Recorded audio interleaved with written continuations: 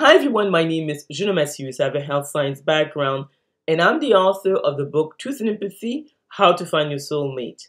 And I'll put a link to the book below.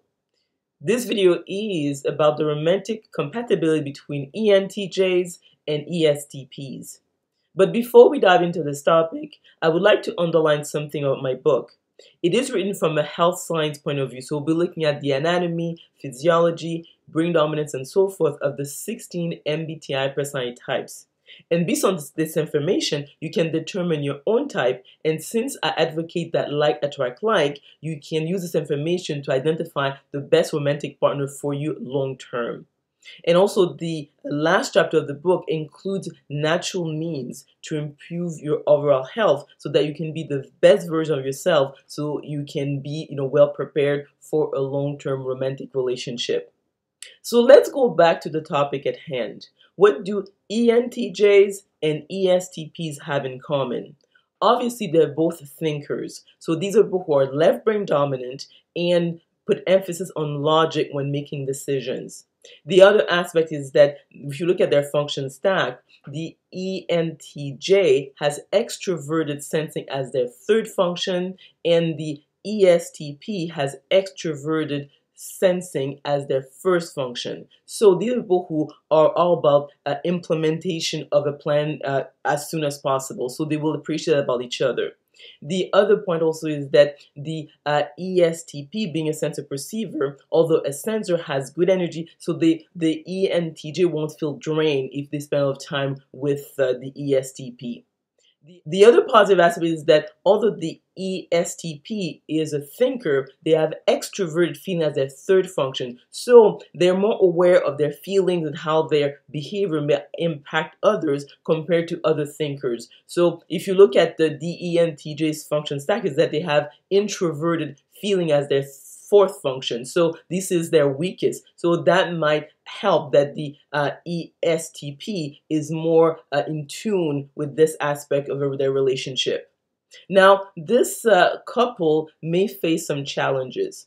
The ESTJ, although officially an extrovert, but because as an intuitive they have better energy than most other people, most sensors, they will behave more like introverts. So they will need time alone or with a few close friends and family members to recharge. By contrast, the ESTP is the quintessential extrovert. So they feel energized being in crowds of people, and they might have an issue with the fact that the ENTJ doesn't want to be surrounded by people for many hours at a time.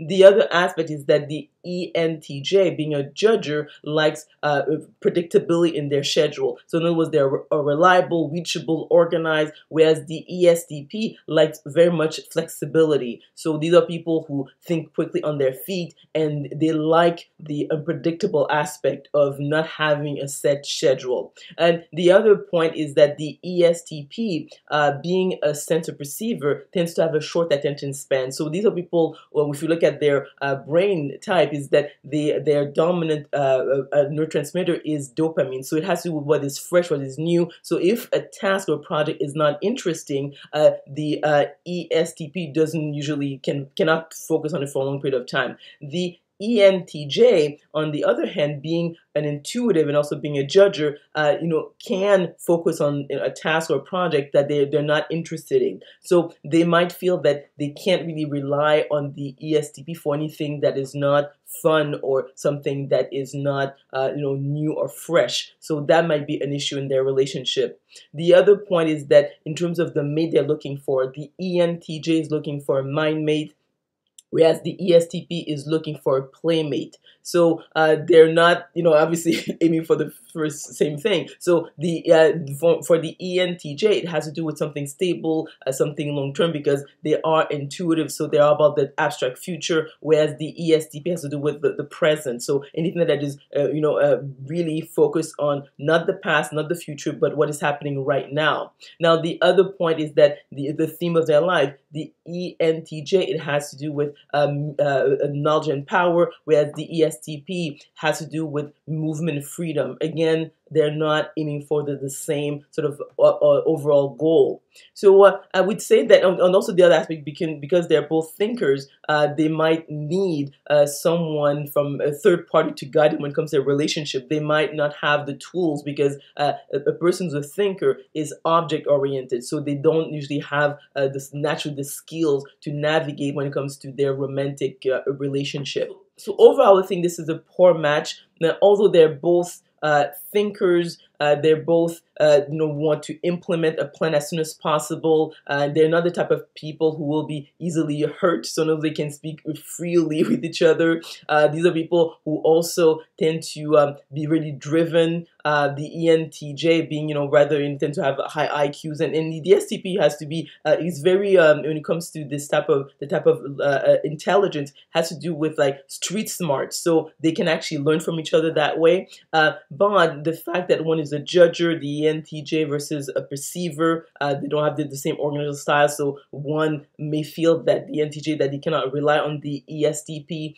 They need more structure. They need someone who's reliable, reachable, and the ESTP is not like that usually. The other point is that they are both thinkers, so they're object oriented, so they usually are not good with their feelings and that of their partner. Although, as I mentioned, the ESTP having extrovert feeling as their third function might fare better than other thinkers, but there'll be an issue there. Now they're not looking for the same type of mate. The ENTJ has to do with looking for a mind mate, the ESTP a playmate. One has to do with the abstract future, whereas the ESTP has to do with the here and now.